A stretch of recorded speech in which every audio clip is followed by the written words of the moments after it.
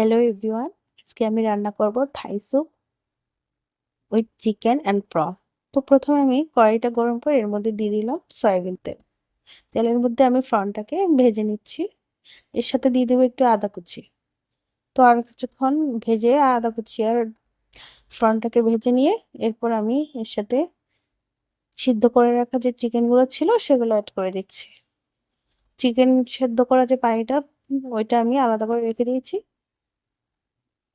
তো এখন ভেজে নিলাম, এর মধ্যে এবার একটু লেমন জুস অ্যাড করে দেব।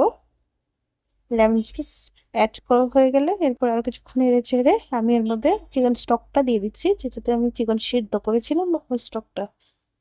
তো আমি অ্যাড করে নিলাম চিকেন স্টক। এরপর আমার মনে হয়েছে আর একটু পানি প্রয়োজন, তো আমি আরেকটু পানি অ্যাড করে নিলাম। এখানে আমি 2টা ম্যাগি থাই স্যুপ ইউজ করব। এখন আমি এটা আর কিছুক্ষণ গরম করে নেব। নেওয়ার পরে আমি থাই স্যুপগুলো কেটে নিব। তো এর মধ্যে আমি একটু লবণও অ্যাড করে দিয়েছি। এখন দিয়ে দিচ্ছি ম্যাগি থাই স্যুপ প্যাকেট।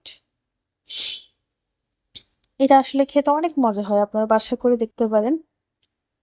তো আমি থাই স্যুপটাকে অ্যাড করার পরে এরপর এর মধ্যে একটু টমেটো কেচাপ দিয়ে দিচ্ছি, বা স্বাদ মতো আপনি টমেটো কেচাপ অ্যাড করবেন। তো হয়ে গেছে প্রায় আমার।